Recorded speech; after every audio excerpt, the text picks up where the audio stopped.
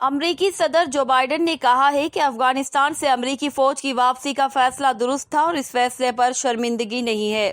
تفصیلات کے مطابق کابل پر طالبان کے قبضے کے بعد امریکی قوم سے خطاب میں صدر جو بائیڈن نے کہا کہ انہوں نے اشرف غنی کو مشورہ دیا تھا کہ وہ طالبان سے مذاکرات کریں، مگر انہوں نے اس سے صاف انکار کر دیا اور کہا کہ افغان فوج طالبان سے لڑے گی، مگر ظاہر ہے وہ غلط نکلے۔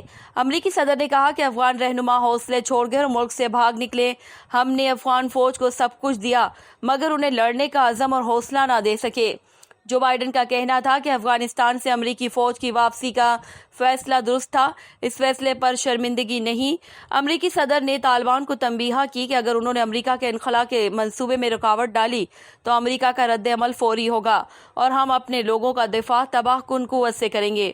انہوں نے کہا کہ چین اور روس کی خواہش ہوگی کہ امریکہ افغانستان میں مزید ڈالرز خرچ کرتا رہے۔ ہمارا مشن افغانستان کو بدلنا نہیں بلکہ القاعدہ کا خاتمہ تھا، جس میں کامیاب ہوئے۔